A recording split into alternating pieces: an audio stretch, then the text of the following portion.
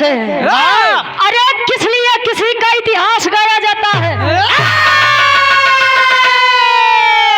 लोग कहते हैं कि हर घर में वीर पैदा नहीं होते हैं, तो हम भी कहते हैं कि अगर हर घर में वीर पैदा नहीं होते तो हर माँ वीर पैदा भी नहीं कर सकती है। कवि जी 4 लाइन भूमिका के अंदर भाव लिखते हैं कैसे वो वीरन खातिर।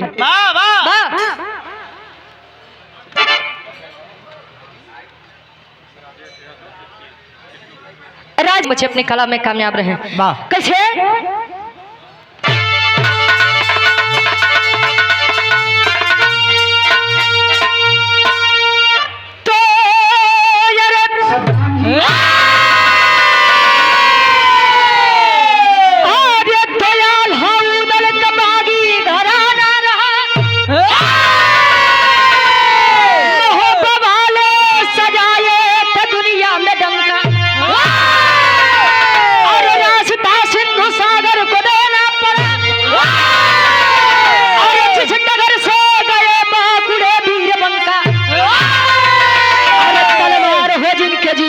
असली मजा अरे माई देवला के दोनों दुलारे रहे, अरे जब हारे नहीं जीत तब तक नहीं, अरे रुचि गया की कलम भी दहाड़े।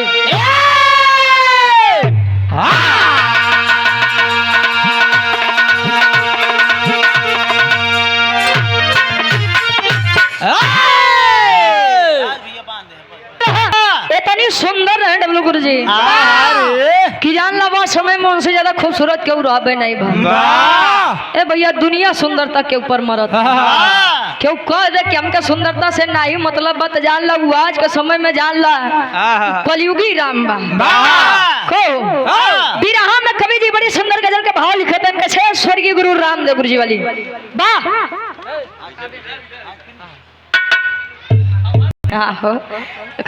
बड़े खूबसूरत और बड़े सम्मानित व्यक्ति हैं पूजा हमारे गार्जियन जी। बिरहा में कवि जी बड़ी सुंदर गजल के भाव लिखते हैं कैसे?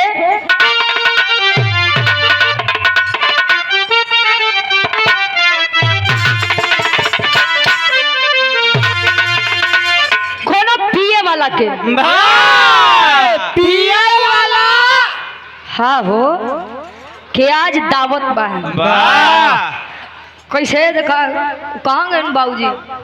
चलिए फिर अगर उनके जैसे आदमी के दावत मिल जाए तो जान लो पूरा कैसे?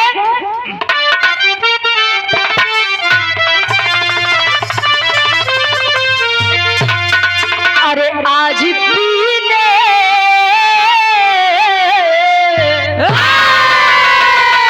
अरे आज पीने की दावत है यार, चांद पर बैठ कर हम पिए दावत है यार, चांद पर बैठ कर हम पिए दावत है यार, चांद पर बैठ कर हम पिए। अरे आज पीने की दावत है यारो, अरे चांद पर बैठ कर हम पिएंगे उनकी जुल्फों के साये में हंसी कर उम्र भर हम नशे में अरे जिएंगे उनकी जुल्फों के साये में उम्र भर हम नशे में जिएंगे उनकी जुल्फों के साये में उम्र भर हम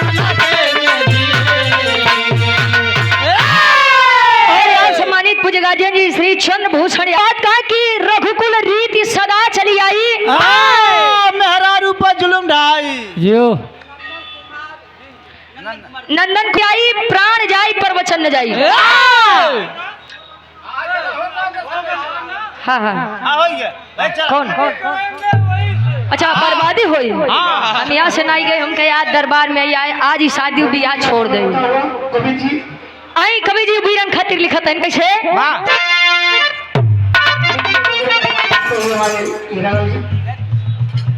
कैसे?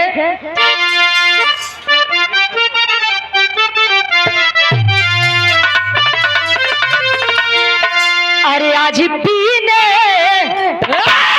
आज पीने की दावत है यारो चांद पर हम पिएंगे आज पीने की दावत है यारो चांद पर बैठ कर हम पिएंगे आज पीने की दावत है यारो चांद पर बैठ कर हम पिएंगे।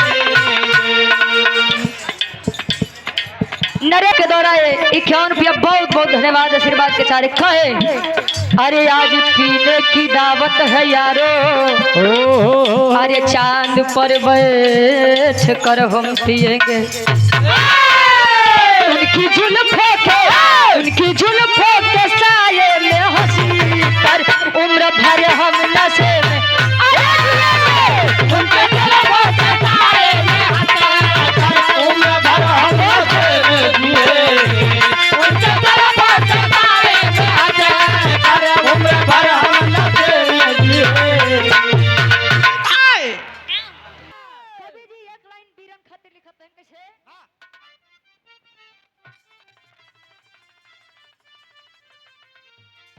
अरे जिसके सीने में अरे जलता हो सोला पानी फौलाद बनकर जिएगा जिसके सीने में जलता हो सोला पानी फौलाद बनकर जिएगा जिसके सीने में जलता हो सोला पानी फौलाद बनकर जिएगा अरे जिसके सीने में जलता हो सोला अरे सानी फौलाद बनकर जी मन से कोई जहर भी पिलाए अमृत अपमान का ना पिए मन से कोई जहर भी पिलाए अमृत अपमान का ना पिए मन से कोई जहर भी पिलाए अमृत अपमान का ना पिए।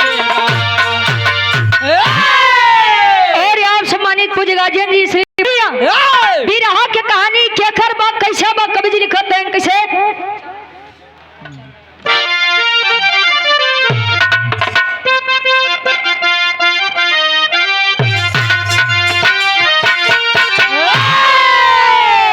अरे कहती हूँ बड़े यदब से ये बिल्कुल बात सही है सोनवा जैसे सुंदर नारी धरती पर नहीं कही है अरे चर्चा थी चारों ओरी संध्या से सुंदर सोनवा देवला को चिंता रहती ना लागे जादू तोनवा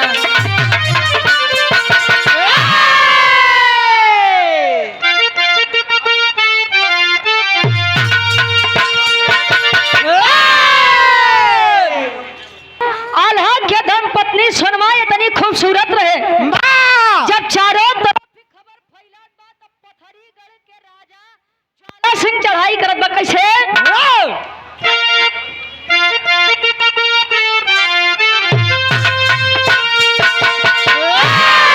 और ज्वाला को खबर लगी जब मोहब्बत के अंदर आया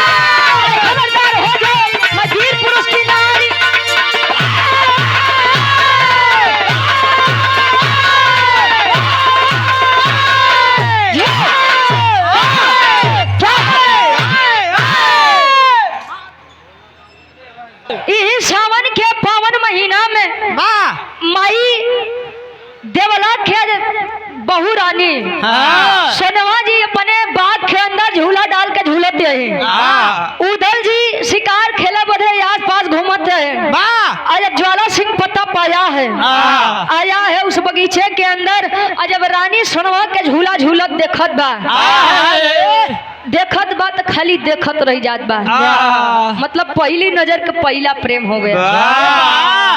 कहो देखिए, प्रेम करना कोई गलत बात नहीं है। प्रेम में भाई आप लोग जन प्रताप वर्ष से बोलाए कि यार चंदौली के धरती पे गवावत है। प्रेम कई प्रकार का होता है। भोला पाल सरकारी वकील हैं, पूज्य गार्जियन जी के द्वारा सादर 200 रुपया। जैसे माई बिटिया के प्रेम, बाप बेटवा के प्रेम, भाई बहन के प्रेम, ससुर पतोहू के प्रेम। वाह क्या बात। हाँ हो, जौन ससुर अपने पतोहू के बिटिया के जैसा प्यार करे जान लो करे खातिर उ घर स्वर्ग बा। वाह ए भैया, महोबा के नगरी जब रानी सोनमा के झूला झूलत देखत बा, ज्वाला सिंह त जब ज्वाला सिंह देखत बा त सोनवा कहे कि ये क्या देख रहे हो? कबो लड़की नहीं देखे है का? कहे देखे तो, लेकिन लड़की बहुत देखा लेकिन तोहरी जैसा ना देखा। काज बा कैसे एक लाइन तरज लगत बा। वाह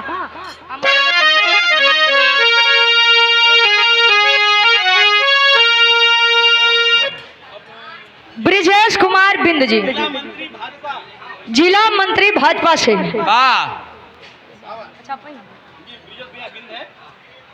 ब्रिजेश कुमार बिंद भैया हमरे इनके द्वारा सुंदरमाला और ये अंगवस्त्र ढेर सारा मैं पुरस्कार देकर सम्मान किया गया। चरणों में कोट कोट नमन, आशीर्वाद के चाह रहे कि हम बच्चे अपनी कला में कामयाब रहे। काज बखनो लगी रहे कैसे?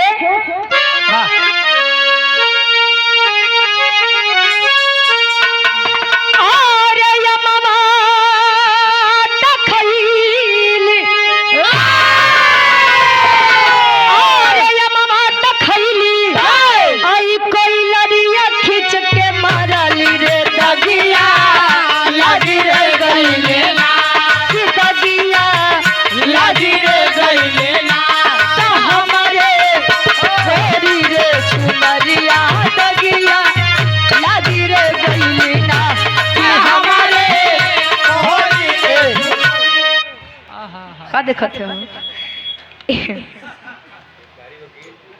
और आप सम्मानित पूज्य गार्जियन जी भोलानाथ पाल जी सरकारी वकील है, सादा 200 रुपया। बहुत बहुत धन्यवाद। ए भैया आया है माई सुनवा समझाओ तो इनकी ये लड़के साहब तोरे तनिको शर्म नहीं आवत बात की एक शादीशुदा लड़की के ही कहा था कि हम तो सिर्फ प्रेम करते हैं। एकदम निर्लज्ज हो गए हो।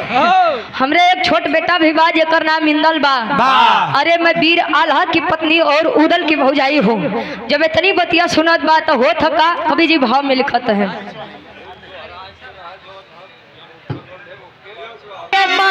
की दगिया लगी रे गइलेना, की दगिया लगी रे गइलेना, हमारे छोरी रे चुनरिया रे दगिया लगी रे गइलेना हमारे कोरी। आया है कवि जी भाव में लिखत है कैसे? अरे कदमा के बगिया में, अरे कदमा के बगिया में आइल बेई मनवा जहाँ झूलनवा झूलेना, जहाँ झूलनवा झूलेना, कसिया खेली रानी सोतवा जहाँ झूलनवा झूलेना कसिया। अरे कहीं समझ आ के बैठे, अरे जल्दी जाइबा भागी दल देवारा के खबरिया दिलागी।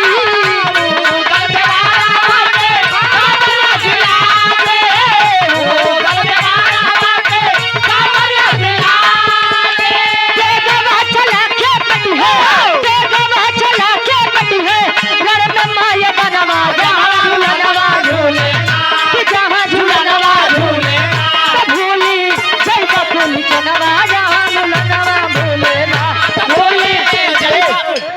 ए भैया बरौली ने पति आल्हा से बड़ा प्रेम करते हो।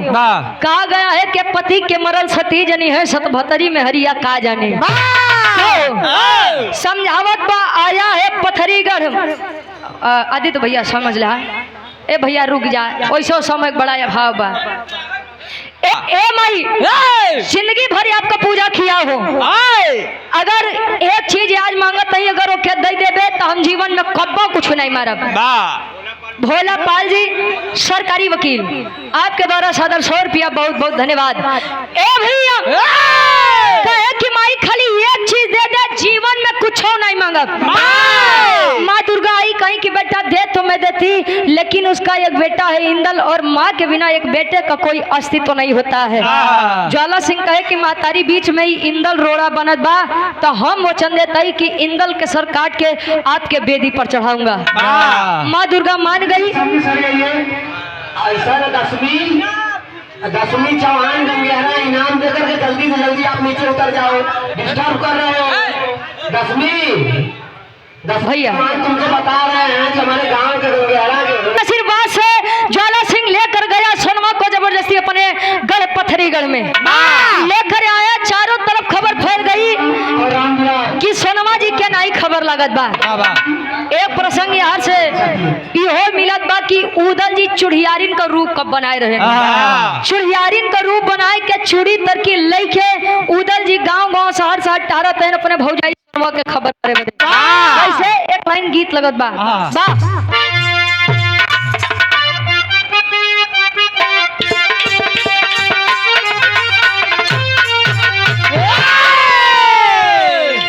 हम गवनवा नहीं जा,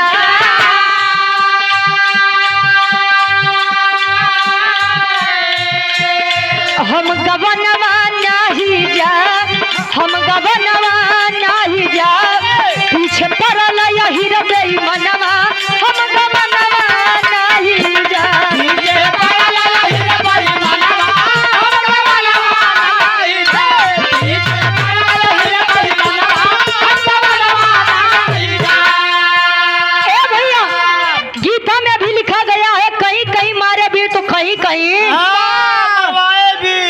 ढेर शुद्ध मत बोला करा, कहे कहीं कहीं मारे भी तो कहीं कहीं भागे भी। हमारे कलाकार बंधु 20 मिनट समय पाबंदी को ध्यान रखें। संचालक जी खाली 20 मिनट में बाबा, और आप लोग 40 मिनट दिए रहा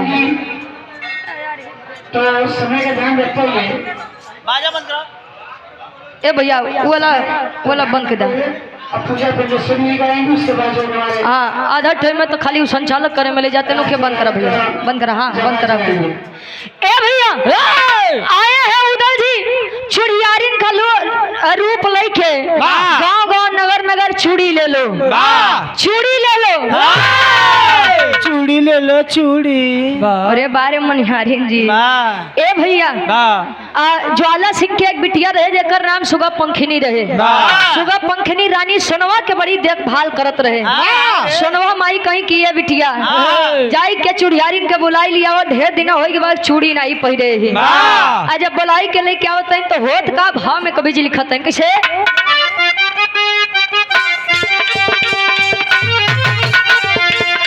रणजुझरवा चल ले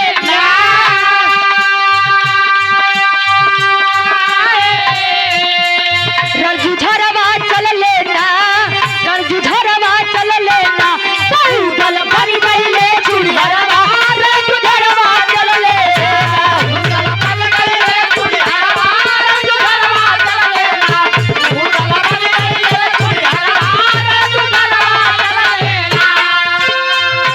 ए भैया आए हैं जब राज दरबार के अंदर तो माई सोनवा घूंघट करे हैं, और जब घूंघट करे हैं तो उदल जी पकड़त है उहे नरम कलाई, चूड़ी पहना बदल किए भगवान की हमार भौजी हो जा, कैसो इनके पता लग जाओ। महेंद्र माही के आप भाई हैं, का नाम जिला पंचायत के आप सदस्य हैं, सेक्टर नंबर 6 से। हाँ भैया हम जानत ही माही भैया। अच्छा उनकी तरफ से 200 रुपया, और आप उनके भाई हैं, आपका नाम छोटे लाल यादव जी, आपके तरफ से सादर 200 रुपया, बहुत बहुत धन्यवाद। उधर जी नरम खलाई पकड़ते हैं तब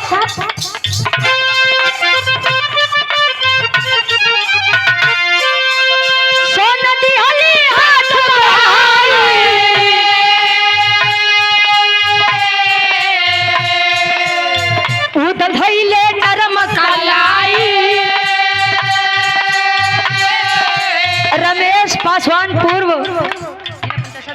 पूर्व जिला पंचायत सदस्य पूज्य गार्जियन जी के द्वारा सुंदर माला और सदर 500 रुपया। बहुत बहुत धन्यवाद। श्यामलाल सोनकर जी कौनी से आपके द्वारा सुंदर माला 100 रुपया।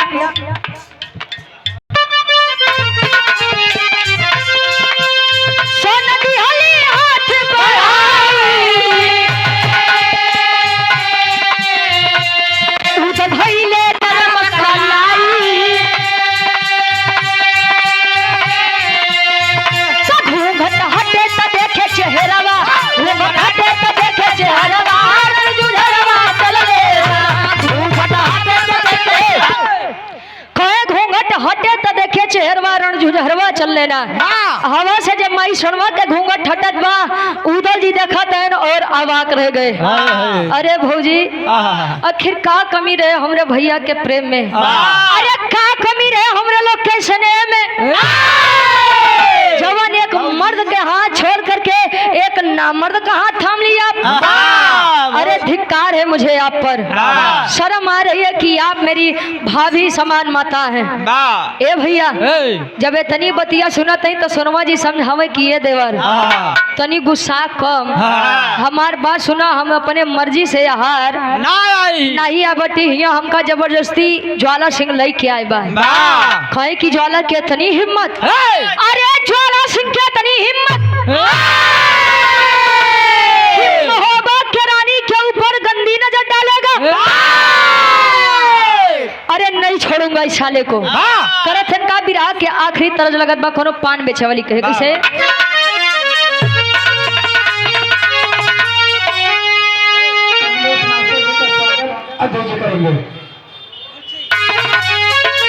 अरे कोठे ऊपर कोठरी अरे हलवैया के दुकान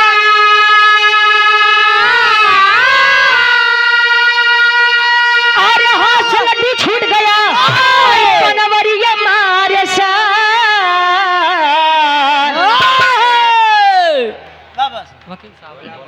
भोला पाल जी सरकारी वकील हैं। सदर 200 रुपया। बहुत बहुत धन्यवाद। कहें अरे कोठे ऊपर कोठरी हलवैया के दुकान हाथ से लड्डू छूट गया बनवरिया मारे अरे पनावा खैला राजा हमारी दुकान पनावा खैला राजा। लेकिन वीर उदल करत है का जब अपने भौजाई के बात सुनत है। अरे चूड़ी सर की फेंक के उदल खींच लिए तलवार। अरे काली सोनवा मान के देवर अरे पौवा धरी तुहार। ऐसे ना पैबा ज्वाला पे तू हमारे ऐसे ना पैबा ज्वाला हो ऐसे नहीं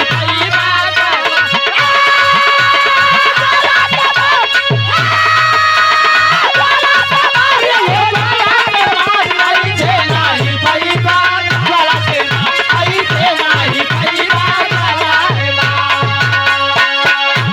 उधर जब दौड़त है कि माई अखे नहीं छोड़ा। और यहाँ पुनः छाया हुआ नाम पूज्य गार्जियन जी भोलानाथ पाल जी सरकारी वकील हैं। आपके द्वारा सदर 500 रुपया। बहुत बहुत धन्यवाद। ए भैया उदल दौड़त है इनकी माई अखे नहीं छोड़ब। कहे कि माई अखे नहीं छोड़ब।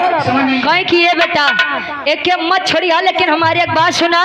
कहें कि का बात सुने के बाद इसने कहा है कि या मेरे बेटे इंदल की बलि चढ़ाएगा।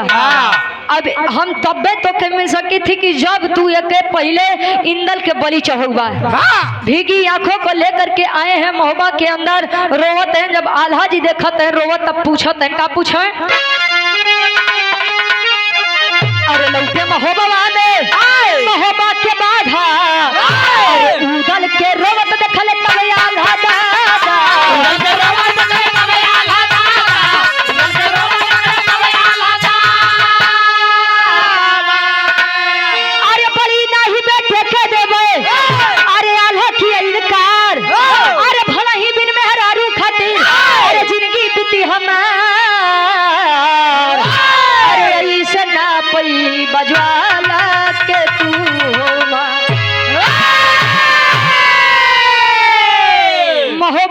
अंदर आए हैं उदल जब रोते हैं तो आल्हा जी पूछन कि उदल क्या बात है।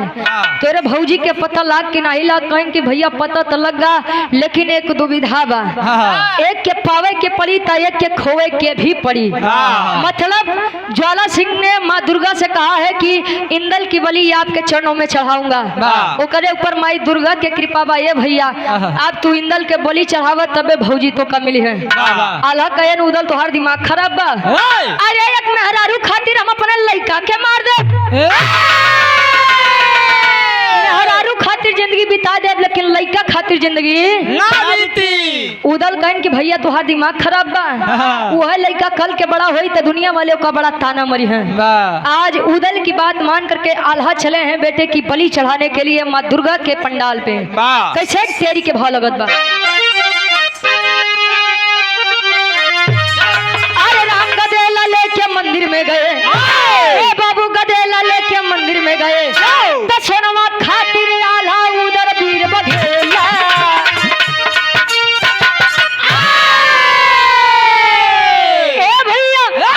पहुंचे हैं मंदिर में इंदल को लेकर के, बाहर बार हुए इंदल के चेहरा निहारते हैं। इंदल कहे पिताजी अगर एक माँ को लाने के लिए मेरा ये नाश्वर तन एक माँ के चरण में जा रहा है तो मुझे कोई अफसोस नहीं है। बेझिझक मेरी बलि आप माँ दुर्गा के सामने चढ़ाइए। निकाले हैं तलवार और धड़ से जब गर्दन को अलग किए, माँ दुर्गा प्रकट हुई और इस भक्ति पर जब प्रसन्न हुई तो आल्हा उदल के वरदान मांगे बदे कहा तीन कैसे पापट के भाव लगता।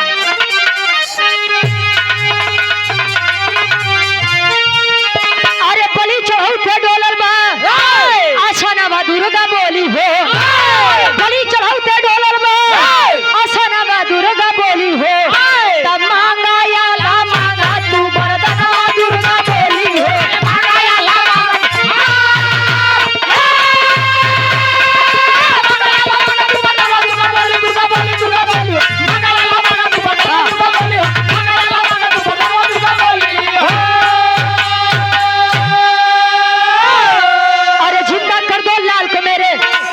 की रानी हो, ज्वाला के गदन में अलग करा तारी हो।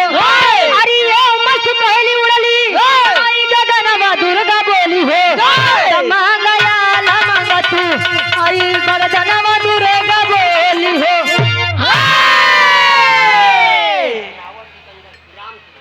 राम सूरत बाबूजी आपके द्वारा 100 रुपया बहुत बहुत धन्यवाद है भैया। माई दुर्गा कहें कि बेटा मांग लो जो मांगना है।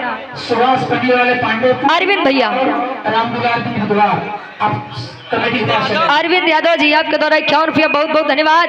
कहें कि माई अगर हम कुछ देवे के चाहते कि जो ने लड़का के बलि तोरे चरण में चढ़ाए वह लड़का के जिंदा कर दे और इतना आशीर्वाद दे कि मैं जब ज्वाला सिंह से भिड़ू तो उसका गर्दन में रण में अलग कर दूं। एवं मस्त कह करके चल दी महोबा वाले चढ़ाई किए पथरीगढ़ पर सुनमा को पाने के लिए। भागा भागा गया है ज्वाला सिंह माई दुर्गा के सामने। अब माई दुर्गा और ज्वाला सिंह के बाद बिलाप होत बा, कैसे वार्तालाप होत बा। आल्हा के भाव में कभी होता है।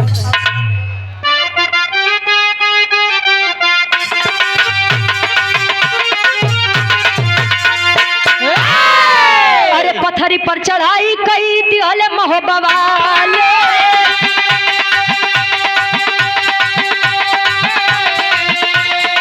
झलक खबरी जाला गल होते ही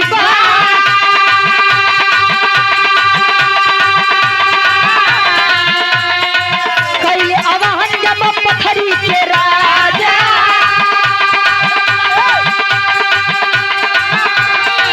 कैले अवाहन जब पथरी के राजा,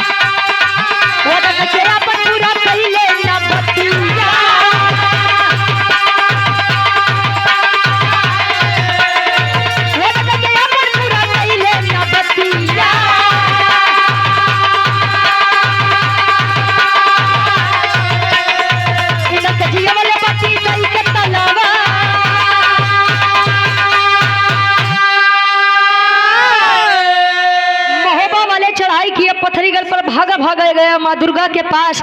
माई दुर्गा समझावे कि करे पापी तो हर बात मान के हम ही अनर्थ करे के तैयार भय, और तूने अपनी बात को नहीं पूरा किया। तुझसे पहले आल्हा इंदल की बलि चढ़ाए हैं, उसे मैंने जिंदा किया है तलवार दे करके। अब हमार मान सोनवा के अपन मेहरारू छोड़ के अब रिश्ता जोड़े के कोशिश कर। मेहरारू छोड़ के समधीन बनाओ। कैसे? आखिरी भाव खड़ी के भाव लगत बा।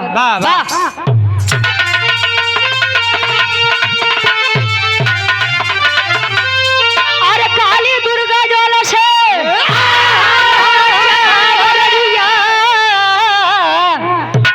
अरे काली दुर्गा ज्वाला से न मचावरिया जोड़ा आल्हा उदल संगे नाता से डोरिया।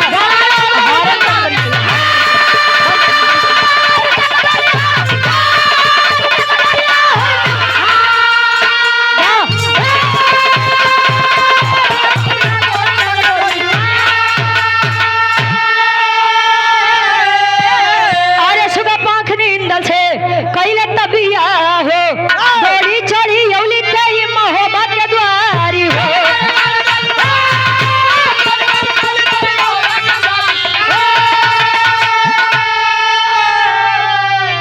अरे भारी पड़ल सोनमा के कैले चोरिया त जोड़ा आल्हा उदल संगे नाता के डोरी। दुर्गा माँ समझा रही है कि जा करके ज्वाला सिंह आल्हा और उदल से रिश्ता बनाओ। जाए कि अपन गलती माँ के सुगा पंखिनी अपने बिटिया के बिया इंदल से करवाओ तनी आज झगड़ा समाप्त बा, दोनों दिन लोग समझी समझी भाई। आखिरी में खानदान का परिचय बा। और आप हमारे बड़े भैया चंद्रभूषण यादव जी सुंदर माला सादर 500 रुपया। आखिरी में खानदान का परिचय बा। कैसे? छोड़ा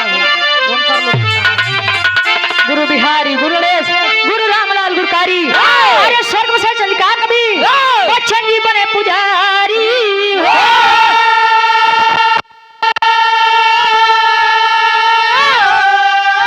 अरे गदेला लेके मंदिर में गए करूची गया कभी बिरहा में प्राण बसेला। गदेला लेके मंदिर में गए